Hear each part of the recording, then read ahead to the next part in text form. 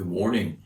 Here we are at the beginning of another week, and thank you for a great Sunday. Thank you for your faithfulness. And who'd have thought 3 months or 6 months ago or years or two ago that we'd be holding church in a parking lot? Who'd have thought that our government would be holding us hostage, not letting people go back to work? And yes, I believe our government, local, state, federal, I think they're all in it to blame. And, when this thing started, a whole bunch of us, a bunch of you were skeptical. Is it really all that bad? All the drama. And understand, I've said it before, media only sells because of drama. And so they dramatize things. They make it, the old adage, if it bleeds, it leads. And everything, it's a global pandemic and the world's coming to an end. And I remember when I was a teenager, somewhere in there, the big panic over aerosol cans, how terrible aerosol cans were destroying the world. And, the panic is not a part of the child of God's life. And we ought not live that way. And Americans have been different. That's not how we are. But it is where God has us right now. And though I don't agree, I think I think you and I are smart enough to figure out how to park and how to get to work and back. And we know we maybe need to be a little more careful with sanitation or whatever. But the fact is, I don't need the government telling me where to go, what to do, and how to do it. America's founded on freedom and liberty. And I thank the Lord that at least so far, my First Amendment rights are still to say things like this. I disagree 100%. Leave us alone. And we're not stupid. Let us know what's going on and leave us alone. And that's not happening. But I'm grateful we have what church we do have. Grateful we've got our parking lot service. And I want to encourage you, let's do the best we can. What God's command us to do did not change because the government said something. There are millions of people throughout history who've died because the government said don't, and the Bible believer said we will. And millions of people have been killed because some religious group tied to the government said you have to do it this way, and the Bible believer said no, we're not going to do it. And so we need to witness to people. We need to get the gospel out. I hope you'll pray. Be praying that we'd come across the paths of people that are open to the gospel. Maybe our country needs to be panicked. Maybe our country needs to be humbled completely so they turn to God. I have no idea. I'm so grateful that God's in charge because our government's a bunch of crazies. And I'm just so thankful God is God. I'm so thankful God is faithful. And I'm not really dealing with that this morning, but I just want to encourage you. You have a wonderful God. We serve the greatest, most wonderful God. And I would like to say, shut off the news. And let me say something else. Shut off the news. Let me say something else. Shut off social media. The most panic-stricken people I know, the most driven, emotional people I know are those who spend too much time in front of the TV and in front of the computer. Shut it off. Now, you know more than the pastor. I'm just a dumb old pastor, but I'm not shook up like you are, that's for sure, because I listen to just a little bit of conservative news. It makes me want to punch somebody, so I shut it off. I don't like how the conservatives are handling this. I like that old saying that Moses said to Pharaoh, "Let my people go, leave us alone." And anyway, there have been people dying ever since Cain killed Abel, and I think they're going to keep dying. And I'm not uncompassionate. I'm just saying, leave us alone. And Benny, that's me. All right, we're going to look at some Bible because Bible's way better than Goddard. And in 1 Timothy chapter 2, I have a couple of scribbles here. I wanted to mention a couple things today about these two words, friendship and fidelity. Friendship and fidelity. I looked up a dictionary definition of the word fidelity, and it means honesty, veracity, adherence to truth, as the fidelity of a witness. And the idea in this world that we're in, we are such an emotionally based world. I love that the graphs and the predictions of what's going on with health in our country, every time they make one, it's wrong, and yet we still are listening to them make new ones. They have no fidelity. They've proven themselves to be liars. They've proven themselves either to be mistaken, deceived, or liars, or some combination of the above. Stop listening to it. Hey, I got an idea. Shut off the news. You ought to watch old Gunsmoke reruns and Andy Griffith. And if you're going to watch some TV, watch preaching. And read your Bible, walk around your yard. If you don't have a yard, go find a place where you can be social distance and walk and get out and look at how good God is. And man, we got a great God. My wife and I are picking some lemons, and the lemon tree is just covered with blossoms and covered with bees, but inside there's still some good, those Meyer lemons. And what a great God we serve. But when we talk about fidelity, fidelity is vital to a spouse. Fidelity is what we expect from people that we trust in business relationships.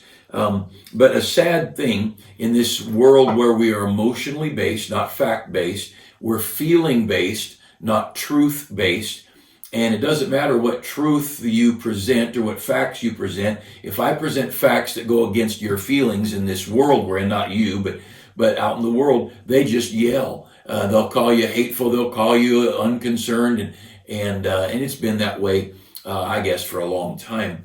But when I was a kid in the 60s, there was all the rioting over Vietnam, and what a mess, just a mess. But when we get our feelings running things, we're in trouble. We don't want a dating couple to let their feelings run their actions. We don't want our boss to look at profits and run his whole business on the basis of feelings. You got to run a good business, and it's not about how you feel. It's about the facts of the business. And recently, I mentioned family relationships will often move people. I mean, move like out of the state, move out of the city, move across the country, because family becomes more important than facts and what you should and shouldn't be doing.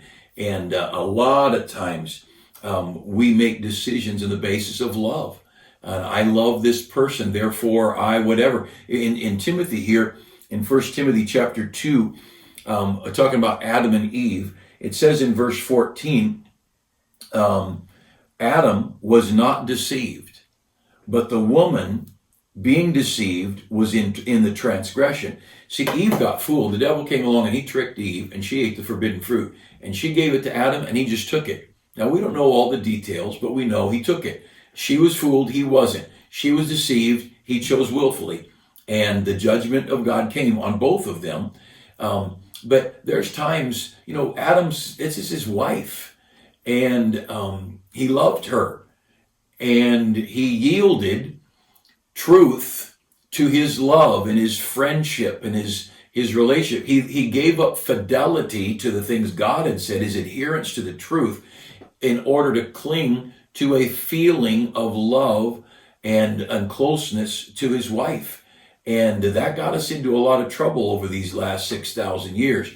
I don't know how many people that I've seen make decisions. They knew this was right, but their children had chosen this, and they followed their children.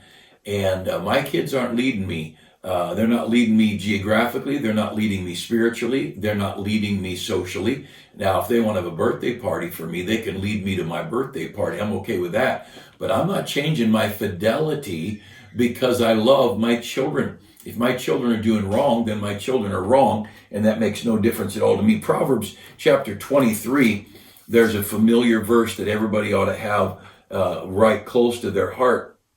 Buy the truth, and Proverbs 23 and verse 23, buy the truth and sell it not, also wisdom and instruction. We should not be willing to bend the rules for a friend.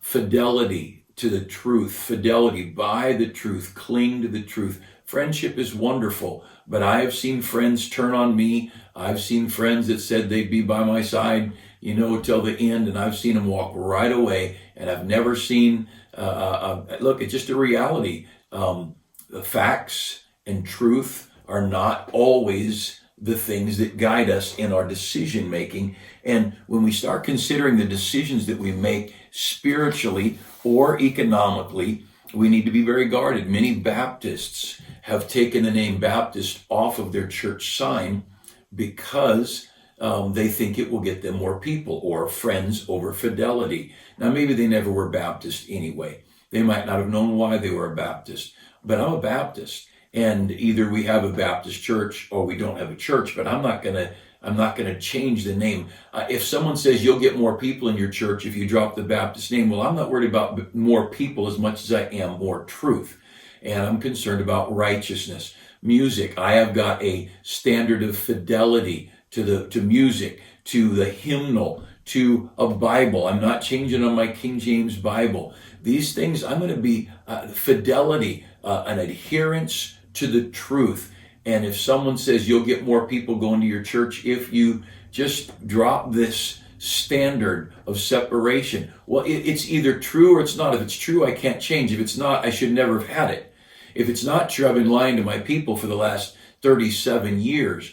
And moving from here to another town or another church is not going to change that which I feel fidelity toward. Friendship and fidelity. Many people, pastors, get in trouble because they start looking at the income of their church and they begin hedging on their preaching because they don't want to offend some givers. And if these people get offended and leave, they'll be in trouble financially. Well, finances over fidelity, friendship over fidelity. And somewhere we've got to decide what's true and what's right. Realize Jesus died because it was a true fact. It was a fact of life that someone had to die for mankind.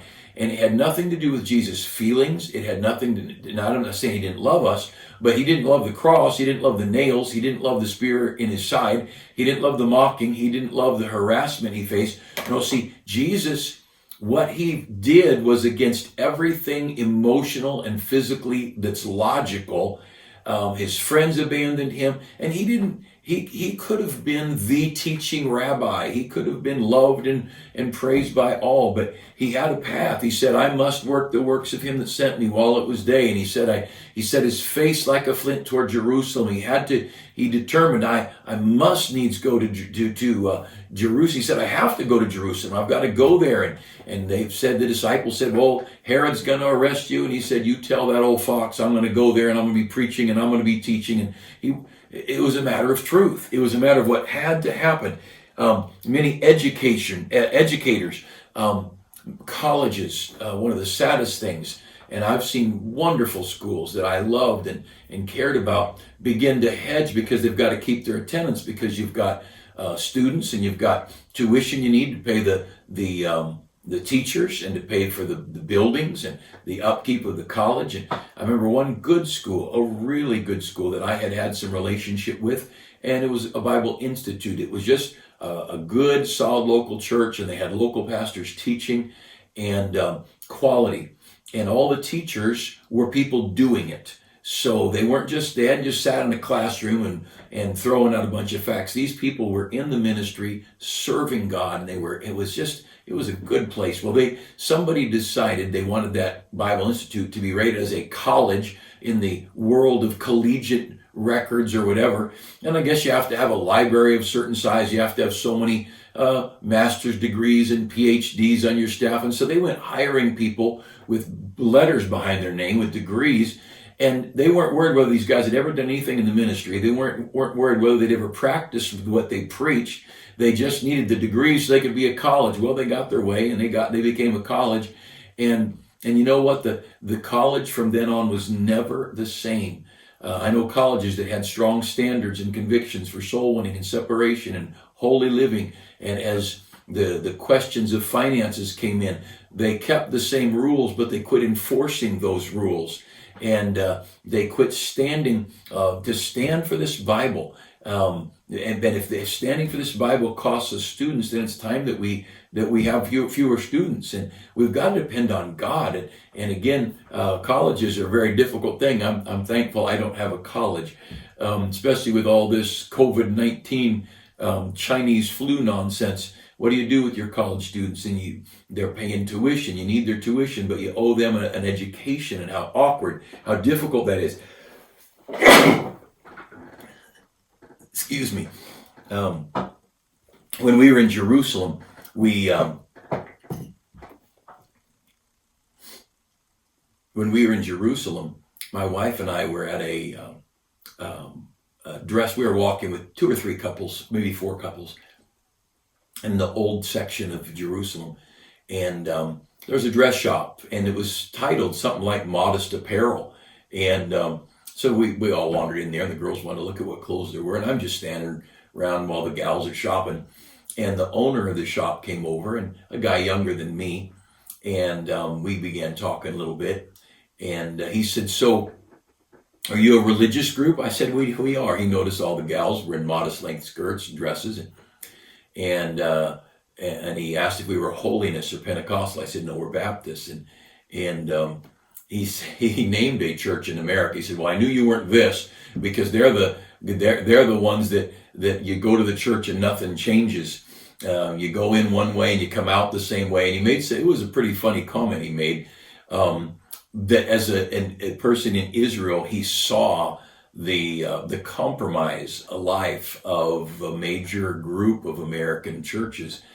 And I said, "No, we're Baptist." And he said, when the Jewish women began lowering their standards and dressing more contemporary styles and more low cut, shorter hemlines, and he said, "This is my dad's business before mine." And he said, "My dad and I just made a decision. We're not changing. We're going to stay with the Bible standard of modesty." This is a Jewish man, not a Christian. He doesn't understand that Jesus is the Messiah. He has no idea how to get his sins forgiven. But he did have a Bible. And he said, "We just decided whether the business made it or not, we weren't going to lower our standards."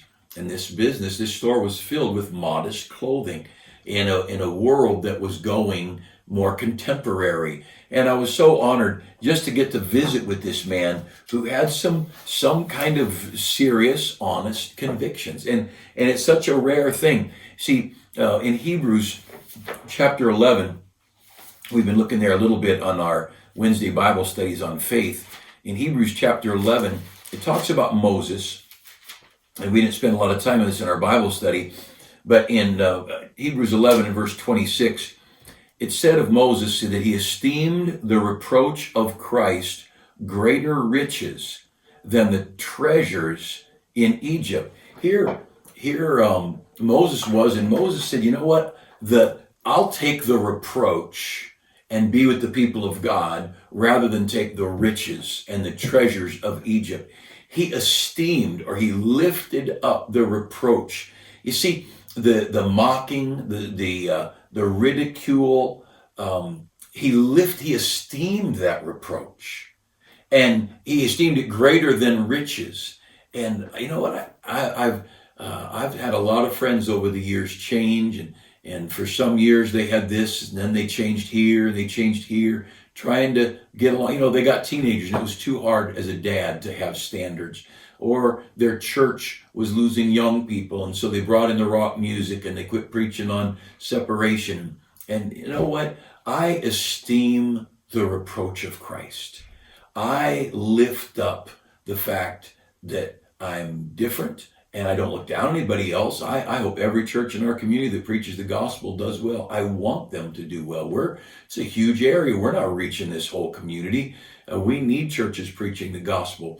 But I'm not ashamed. I'm not ashamed of my King James Bible. I'm not ashamed of my stand on modesty. I'm not ashamed of our stand on propriety and decency, that we don't go to casinos and Hollywood and movies and dances. I'm not the least bit embarrassed that I keep my hair cut. And hairstyles are short now and then, but when hairstyles get long, my hair's still going to be short. I'm not embarrassed, because the Bible says that for a man to have long hair, it's a shame. That's as simple as that. I don't know what people do with all those Bible verses. See, they esteem the friendship higher than the fidelity. And that's the very dangerous thing that we do. Revelation chapter 12 has an interesting little statement. Revelation chapter 12, there are people up in heaven, and it talks about how they overcame the devil.